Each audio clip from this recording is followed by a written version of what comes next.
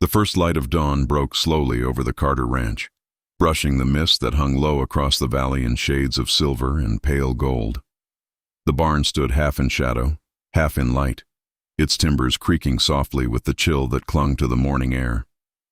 Inside, Eli Carter moved with quiet purpose, his hands sure and steady as he tightened the saddle cinch on his horse, Dusty. The leather groaned, the metal buckle clicked, and the faint scent of oiled hide and hay filled the stillness. Outside, the roosters had not yet begun to crow. The ranch was caught in that fragile hour between night and morning, when the world seemed to hold its breath. Eli's movements were slow, deliberate, the kind of rhythm born from years of early mornings and long rides. He paused for a moment, resting a hand on Dusty's neck, feeling the warmth beneath the horse's coat. Dusty flicked an ear, as if sensing the weight of what was to come. From the open barn door, Eli could see the house on the hill. Smoke rose faintly from the chimney, and behind the frosted glass of the window, a single lamplight glowed. He had told her last night that he would be leaving before sunrise, before the others arrived, before the sky was fully awake. But he hadn't told her everything. Some things, he thought, were better left unsaid. A soft creak made him turn. The farmhouse door had opened. Sarah stood there, her shawl drawn tight around her shoulders, her face pale in the dim light. Her brown hair, usually tied up, hung loose down her back. Even from this distance, Eli could see the way her breath came out in clouds. She didn't move at first, just watched him, the way someone watches a dream they wish would last longer. Eli dropped his gaze and adjusted the stirrup strap. He didn't need to look at her to feel the ache in his chest. He'd spent the whole night thinking of what to say, and still hadn't found the right words. What could a man say to the woman he might never see again? When she finally walked toward him, her steps were soft against the dirt, each one sounding louder than it should in the stillness of dawn. He turned just as she reached the edge of the barn. "You should have stayed inside," he said quietly. "It's cold out." "I couldn't," she replied, her voice barely above a whisper. "Didn't feel right lying there, knowing you'd be gone when I woke." He nodded, not trusting himself to speak. Dusty shifted beside him, the bridle jingling faintly. Sarah looked at the horse, then back at Eli. "So it's really happening," she said. "Yeah," he murmured. "It's happening." "You could let the others go," she said softly. "You don't have to—" "I do," he cut in, his voice gentle but firm. "They hit the Miller place last week, took everything, even the horses. You think they'll stop there? Not while there's still smoke to steal and folks too scared to stand up." She looked down, the shawl slipping a little from her shoulders. "And what about me, Eli? What am I supposed to do while you're out there chasing men who don't care if they kill you?" He swallowed hard, jaw tightening. "You keep the lamps lit.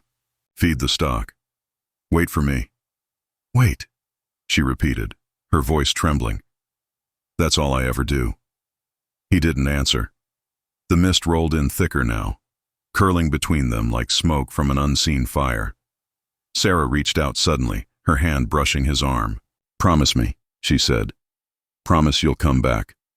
Eli looked down at her, at the eyes that had held him through every hard season, every loss, every storm that had beaten down this land.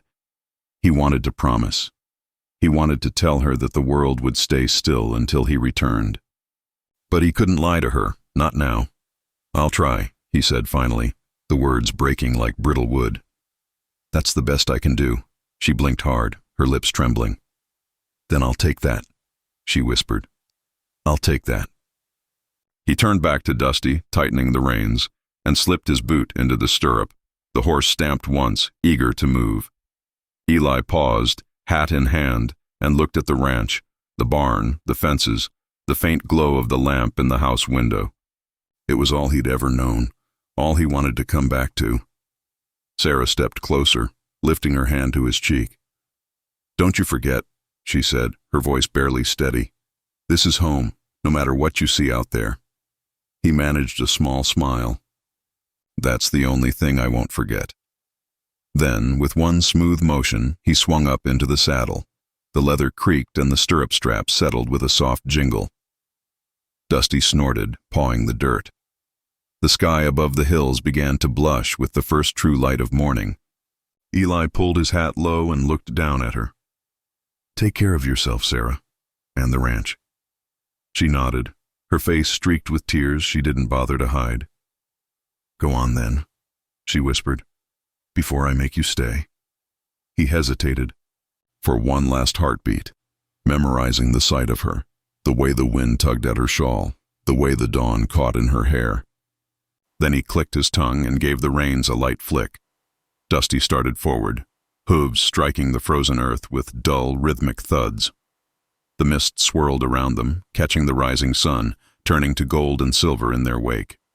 Sarah watched him go, standing barefoot in the cold dust until his shape grew smaller, swallowed by the rolling light. When the last sound of hooves faded, the world fell into silence once more. Only the wind moved, whispering through the barn, boards curling through the empty air like the echo of a prayer. Sarah pressed her hands to her heart, feeling the ache beneath her ribs. The horizon burned brighter now, a thin red line rising into the sky. Somewhere beyond that, Eli was riding toward danger, toward duty, toward the unknown, and she stood alone at the doorway of home, wrapped in the fading warmth of his touch, watching the dawn begin again. The sun had climbed high by the time Eli Carter reached the meeting point at Miller's Crossing. The trail there was nothing more than a worn track cutting through open grassland. But it was the kind of place men knew to find one another when trouble brewed. 5 riders waited, hard men weathered by sun and wind, their faces set in grim lines. The leader, Sheriff Tom Harlow, sat tall in the saddle, his badge dulled by dust. "Thought you might have changed your mind," Harlow said as Eli approached. "Never crossed it," Eli replied, swinging down and tightening Dusty's reins around a hitching post. His eyes met the sheriff's. "You said they're headed west?" "Word from Mason's boy," Harlow answered, his voice low. "Said he saw 6 riders cross the ridge last night." "Same lot that burned the Miller place." Eli's jaw hardened. He remembered the Millers, a kind couple gone now. He'd helped build their corral fence last spring. "Then that's where we're going," he said. The men nodded. No speeches were needed. They knew what it meant to ride after killers. Before the hour was out, the 6 of them were on the trail, the thunder of hooves breaking the still air. They rode through rolling plains that shimmered in the heat. Dust rose around them like ghosts. Eli's mind drifted, not to the danger ahead but to the home behind him. He could still see Sarah's face in the doorway, her shawl clutched tight, her eyes dark with worry. Every mile carried him farther from her, and yet she rode with him in thought. Her silence pressed against the back of his mind like a shadow that refused to fade. By late afternoon, clouds began to gather over the horizon, heavy and bruised with rain. The air smelled of iron and distance. They came across wagon tracks, fresh ones, cut deep into the dry ground. "Raiders?" one of the men asked. Harlow nodded. "They don't cover their trail much. Means they ain't afraid." Eli dismounted, kneeling to touch the ground. The prints were deep, horses, not wagons. 6, maybe 7, he murmured. "One-shod horse dragging a rear hoof. That'll be their leader," said Harlow. "He's got a limp, or so I heard." Eli straightened, brushing the dirt from his palms. "Then we're close." They pressed on, the sky darkening above them. A few drops of rain began to fall, scattering across the trail. By sundown, they reached Mason's Gulch, a small cluster of cabins that once stood peaceful among cottonwoods. Now it lay in ruins.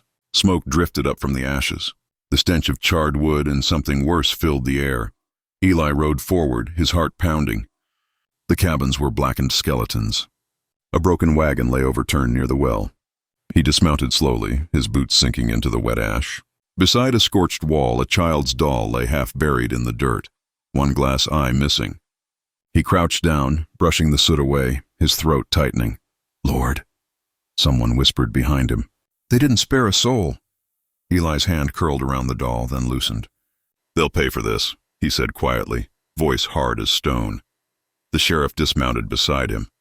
"We'll make sure of it." They found tracks leading west, fresh, sharp in the rain-softened earth. The raiders had passed only hours before. The men remounted, following the trail through the night.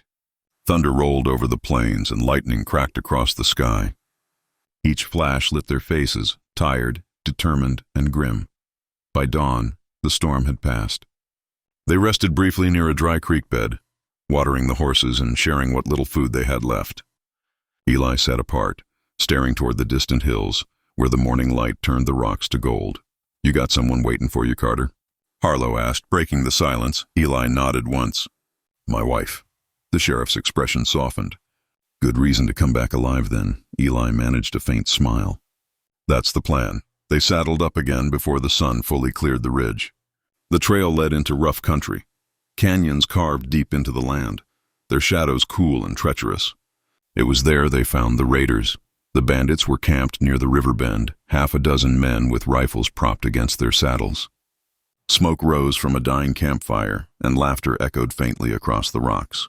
Eli's pulse quickened. They were close enough to see the men's faces, rough, unshaven, the kind who had killed without thought. The sheriff raised a hand, signaling the men to fan out. They moved quietly, hearts thudding. Dusty shifted beneath Eli, eager but steady. He could feel the tension coil inside him, the moment before everything breaks. Then, without warning, a shot split the silence. The raiders were ready. Bullets ripped through the air, striking rock and dirt. Horses screamed, men shouted. Eli swung down behind a boulder, drawing his revolver. Gunfire roared through the canyon, echoing like thunder. He fired twice, saw one man fall, then ducked as a bullet shattered the rock beside his head. Dust stung his eyes. He could taste gunpowder on his tongue. The sheriff's voice cut through the noise. "Keep low! Circle round the ridge!" Eli nodded, motioning to two others. They crawled along the rocks, slipping through brush until they were behind the enemy camp. One of the raiders turned, too slow. Eli fired. The man dropped without a sound. When the last shots faded, smoke hung thick in the canyon. The sheriff stepped forward, rifle still raised. 3 of the raiders lay dead. 2 had fled, their horses kicking up dirt as they vanished into the distance. The 6th, the one with the limp, lay bleeding near the fire, eyes glassy. Eli stood over him.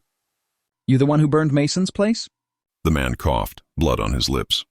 "We took what we needed," he rasped. "World don't owe you ranchers nothing." Eli's jaw tightened. "It don't owe you either." He turned away, holstering his gun. Harlow glanced at him. "You could have finished him." "I'm done spilling blood for men like him," Eli said. "Let the judge do the rest." They buried the fallen in silence, their own and their enemies. The sun was high by the time they mounted again, the heat pressing down like judgment.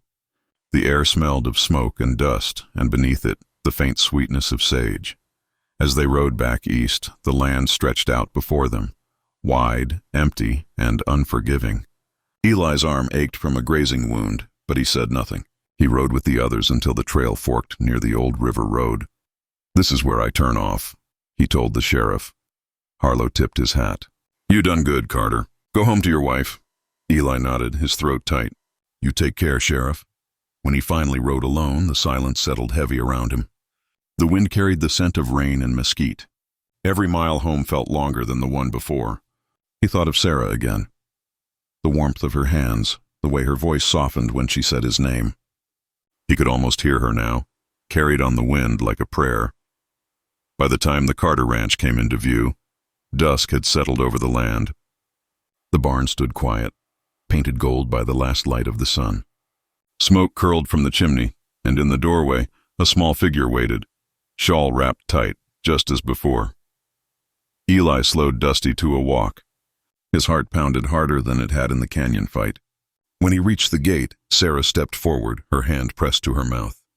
For a long moment, neither of them moved. Then he dismounted, boots hitting the dirt softly. She ran to him, tears glinting in her eyes. "Eli," she breathed. I know," he whispered, pulling her close. "But I'm here." For a time, neither spoke. The world around them faded. Only the faint rustle of the wind, the sound of a horse breathing, the steady beat of 2 hearts finding each other again. When he finally looked up, the stars had begun to appear, faint and far away. The night was quiet, but it no longer felt empty. It felt alive, full of the promise that, for now at least, the worst was behind them. The next morning broke softer than any Eli Carter could remember. The storm clouds from the night before had cleared, leaving the sky washed clean, blue as a robin's egg. Sunlight spilled gently across the valley, glinting off dew that clung to every blade of grass. The ranch, battered by weather and time, seemed almost new in that light, as if the world itself was offering him a fresh start. Eli stood on the porch, a mug of coffee warming his hands. Sarah was inside, humming softly as she moved about the kitchen. The sound drifted through the open door, a small, simple melody that seemed to chase away the silence that had settled between them these past months.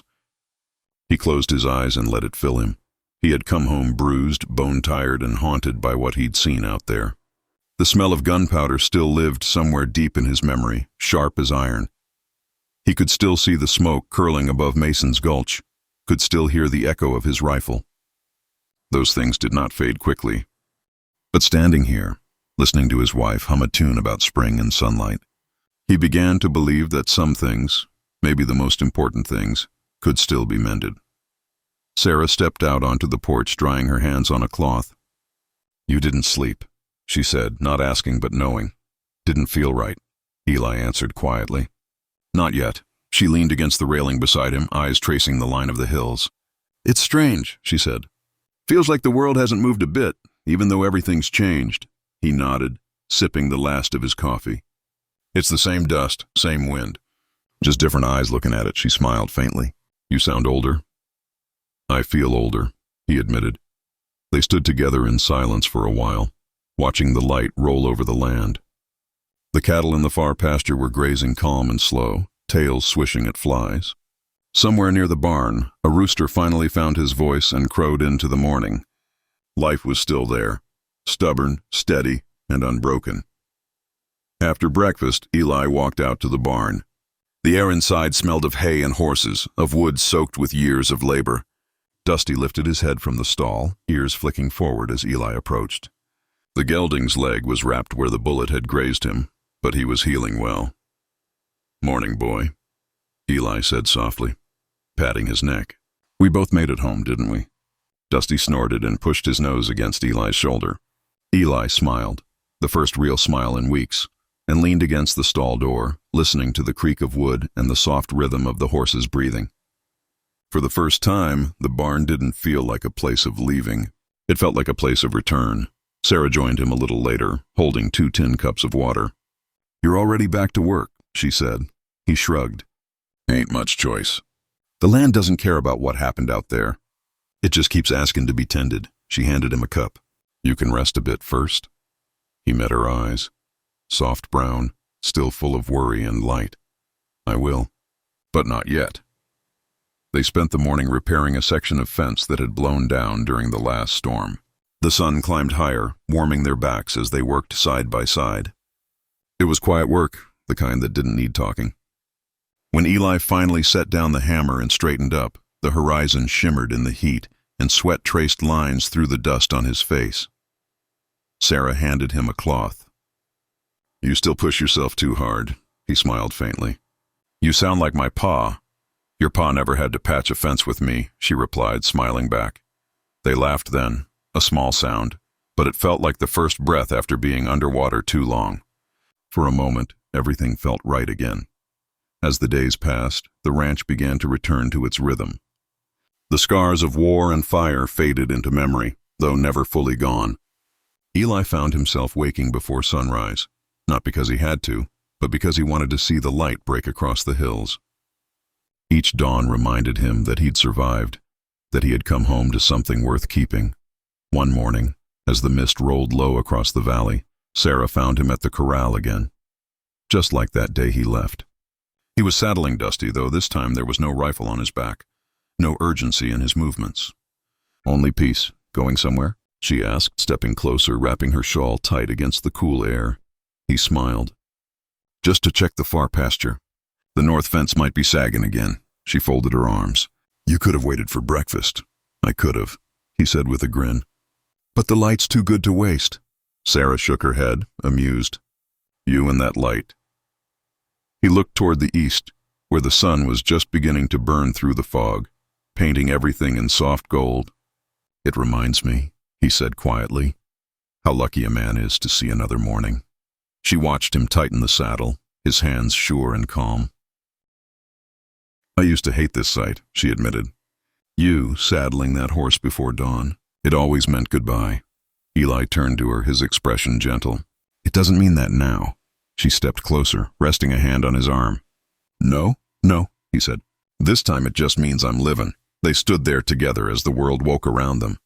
The mist thinned, and the sound of cattle drifted across the open land. A hawk circled above, calling once before gliding west.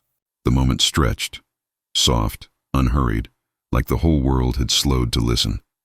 Eli climbed into the saddle, not with the weight of farewell this time, but with the ease of a man who finally belonged where he was. He looked down at Sarah, who stood with the morning light in her hair, her shawl fluttering like wings. I'll be back before the coffee's cold, he said. Smiling, she laughed. That sound he'd missed more than anything. You'd better be. He turned Dusty toward the pasture trail, the horse's hooves stirring the damp earth. The light spilled across the land, glinting off the wet grass, turning the world gold. For a moment Eli thought of that first morning again, of the mist, the silence, and Sarah standing in the doorway. But this time the memory didn't ache. It simply was, a part of him, woven into the dust and the dawn. When he reached the ridge overlooking the ranch, he reined Dusty to a stop and looked back. The house stood small but strong against the horizon, smoke curling gently from the chimney. Sarah was still there watching him. Even from this distance he could see her lift a hand in a quiet wave. He tipped his hat in return. The wind moved across the grass, carrying the scent of sage and home. The world stretched wide and endless before him, but for the first time he felt no pull to chase it. His road, long and hard, had brought him back to the only place that mattered. He let Dusty graze a moment, closing his eyes, feeling the sun warm his face. The war in him, the one between duty and peace, was over. He'd done his part. Now it was time to live. When he finally rode back toward the ranch, the light followed him, soft, golden, steady. It filled the barn, the porch, the valley. It filled Sarah's waiting eyes, and as he dismounted, wrapping his arms around her once more, Eli Carter knew what the dawn had been trying to tell him all along, that no matter how far a man rides, no matter how much dust he gathers on his boots, there is always a light waiting for him, if he has the heart to find his way home.